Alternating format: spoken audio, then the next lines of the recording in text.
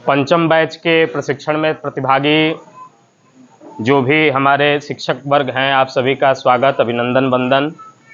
हम लोगों के एआरपी सर का भी स्वागत, अभिनंदन, वंदन, जो हम लोगों को इस चार्ट पेपर के माध्यम से क्या पाठ्य वस्तु पढ़ानी है, इसको प्रस्तुत करने का हम लोगों को सुअवसर प्राप्त हुआ। समूह 4 हम लोगों का है। हम लोगों का जो मिला था विषय वह यात्रा वर्णन का था, और यात्रा वर्णन हर एक व्यक्ति अपने जीवन में कभी ना कभी, कहीं ना कहीं किया है। तो हम सबसे पहले अपने बच्चों से पूछेंगे, बच्चों आप ये बताइए कि आप कहीं घूमने गए हैं? अगर घूमने गए हैं तो घूमने के लिए आप किन साधनों का प्रयोग किए हैं? बच्चे बड़ी उत्सुकता से बोलेंगे कि हम पैदल गए हैं, साइकिल से गए हैं, गाड़ी से गए हैं, बस से गए हैं, और किसके साथ आप गए हैं? फिर बच्चों का जवाब आएगा कि अपने माता के साथ या पिता के साथ, भाई के साथ, बहन के साथ। और फिर हमारा अंतिम प्रश्न जो है यहाँ पे दिया हुआ है कि आप किस स्थान पे गए थे घूमने के लिए। तो बच्चे अपने जिस स्थान पे गए होंगे बताएंगे।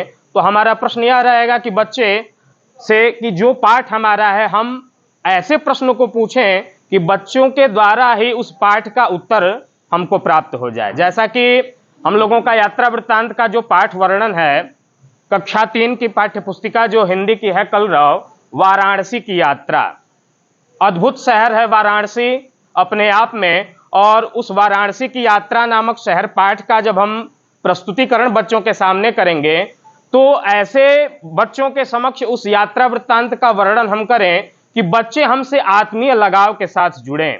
बच्चों की सामान्य भाषा में हम बात उनसे करें और पाठ्य विषय वस्तु को दर्शाते हुए उनसे हम चर्चा करें। जैसे पाठ्य पुस्तक में दिया है कि मोनू अपने दीदी के साथ अपने बुआ जी के यहाँ गया है, और उनकी बुआ जी रहती हैं वाराणसी में। वह वाराणसी पहुंचता है और अपने बुआ के बच्चों के साथ घुल मिल जाता है, और अपनी बुआ जी के साथ वह पुनः पहुंचता है वाराणसी शहर घूमने के लिए। वाराणसी शहर जब वह पहुंचता है तो वह एक सामान्य से छोटे से गांव का लड़का है, लेकिन जब वाराणसी वह पहुंचा तो उसने देखा कि यहाँ बड़ी बड़ी इमारतें हैं, बिल्डिंग हैं, बड़ी बड़ी गाड़ियां, छोटी छोटी गाड़ियां, और रोडों पर इतनी भीड़ लगी हुई है। उसको हम बताएंगे कि बच्चे देखिए, कभी भी आप किसी शहर में जाइए तो सर्वप्रथम यातायात के जो नियम होते हैं उनको हमको अपने दिमाग में सदैव बिठाना चाहिए कि यातायात जब है तो हमको कैसे रोड को पार करना है, हमको कब यातायात के मार्ग के जो नियम हैं, चिन्ह हैं, उनको समझना है। हम पाठ्य पुस्तक के माध्यम से बच्चों में इस ज्ञान का भंडारण कर सकते हैं।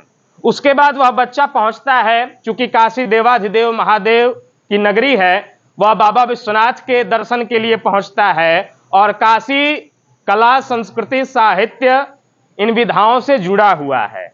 और काशी में एक बहुत ही अपूर्व, अभूतपूर्व विश्वविद्यालय है, जहां भी वह जाता है और देखता है कि इस विश्वविद्यालय में अनेकानेक लोग पढ़ने के लिए आते हैं।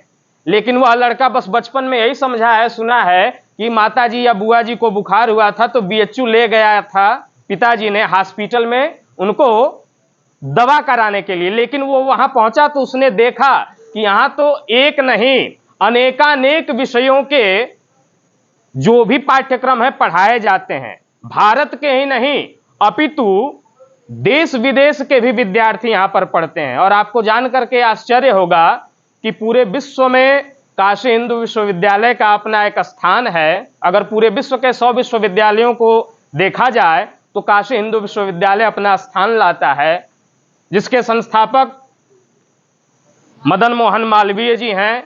और उनके बारे में जितना कहा जाए कम है।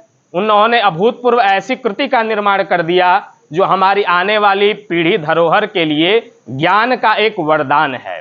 फिर वह लड़का गोदौलिया जाता है घूमने के लिए, चूंकि वाराणसी का जो हृदय है घूमने का, गोदौलिया है, दाल मंडी है, नई सड़क है, कबीर चौरा है, और मैदागिन विशेषरगंज होते हुए काल भैरव बाबा का दर्शन करते हुए वह अपने घर आता है। और पुनः वह अपने साधन के माध्यम से, जिस ट्रेन के माध्यम से गया था, वह पुनः अपने घर को आता है, और उसके मन में अनायास कौतूहलवश उस यात्रा के तमाम वृत्तांत छायाचित्र की तरह